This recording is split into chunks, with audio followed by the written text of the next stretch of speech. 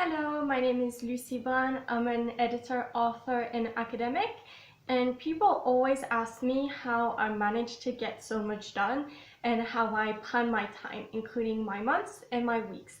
I know that in another video I went into detail about my monthly planning method, and this month I just wanted to remind you of the method and how I go on planning for when things are just a little bit tricky.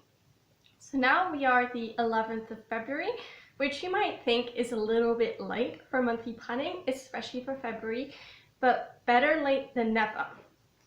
I've had a little bit of an odd month. I'll go a little bit more in detail about that. But basically what I do when I plan my months is first I have a look back at the previous month because that creates a very solid foundation for planning for your next goals. So the sheets that I use are the Momentum planners. You can download them for free and I will provide the link to them in this post. And what I find really useful about these sheets is that you can have a monthly focus. So for me, it was getting clients and I had a certain income goal for my business. And then for each week, you can break down 3 to 5 goals. So because the number of goals is quite limited, it's really useful to prioritize what you do week by week. And then usually at the back, so I like to print out these sheets. And at the back, I have a few journaling prompts. So at the beginning of the month, I answer the question, what is your big dream this month? So I describe what I want to achieve. And what support will you need? So I try to kind of problem solve whatever might come up and see what types of supports I would need. And then at the end of the month, I answer the questions, what goals did you smash this month? And what's like the big one? So kind of what went well and what didn't go so well. And then I also mention if I gave myself any rewards. So sometimes I plan them in advance. This particular month I had a massage, so that was kind of like my little reward for achieving my goals. And January went really well. I basically exceeded all of my goals and nothing sucked. Like what did suck, I didn't really have anything to put in. So I was really pleased with that. So I thought that January went pretty well, and what I like to do is to file these sheets because it's really useful at the end of the month to go back through your journaling prompts, go through all your itemized lists, and I could see that really I had achieved everything that I'd set to achieve.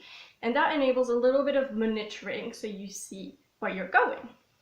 So that's January. I'm going to file that one, keep it for later reference.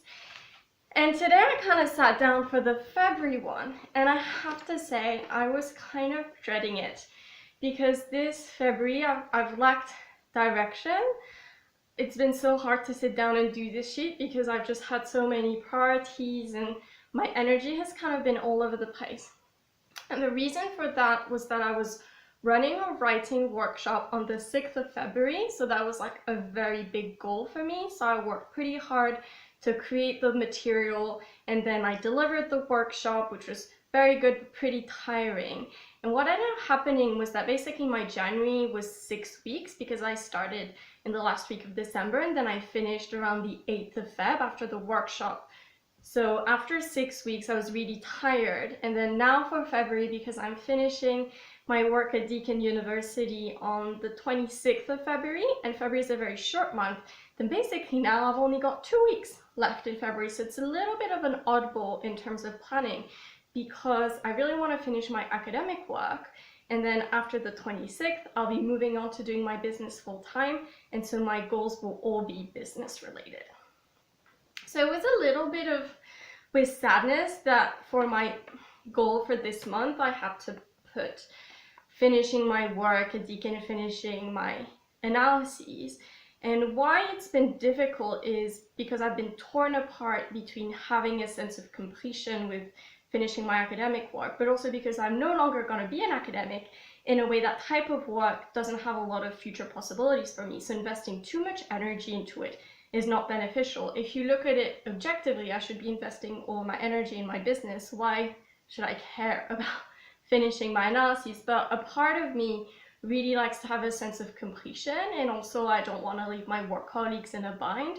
So I really want to finish everything that I can in these few weeks and then have a smooth handover process about my project. So really my key focus, I guess, for the next 2 weeks that I'm still a deacon will be to finish my analyses for a paper and then go as far as I can with the draft. And there again, that idea of like going as far as you can or doing as much as you can is usually not very good practice in terms of goal setting, because it's not like a finite number. So that's also what's been making me a little bit stressed. But it is true that I just want to go as far as possible. So I want to finish the analyses that I've started and write them up. So I've narrowed it down a little bit more, but I still have it ticking in the back of my brain like, oh, if I could do more, that would be cool. And so that's where I guess the tire meets the road. I know that I have, lots of ideas about the best ways to plan, and this is not one of them, but for this month, it's gonna have to do to kind of have that open-ended goal of doing as much as possible.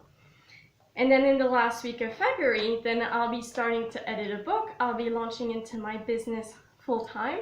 And then at the end of the month, I'm really looking forward to it. I'm going to a festival, and I'm basically going to the festival for free because I'm going to be working there as a tarot reader. So there again, one of my other kind of jobs and passions. And for me, having that kind of working holiday is like the perfect break, because I love to use my skills. I love to do things that I'm interested in. And I think that going to a festival will be like a perfect break from having finished my work at Deakin and starting into the new era of being a business owner full-time. So please let me know how you go with your monthly planning for February. It's a very short month, so I know for a lot of us it might get a little bit tricky. And let me know if you're using the Momentum Planner worksheets and how you find them. See you.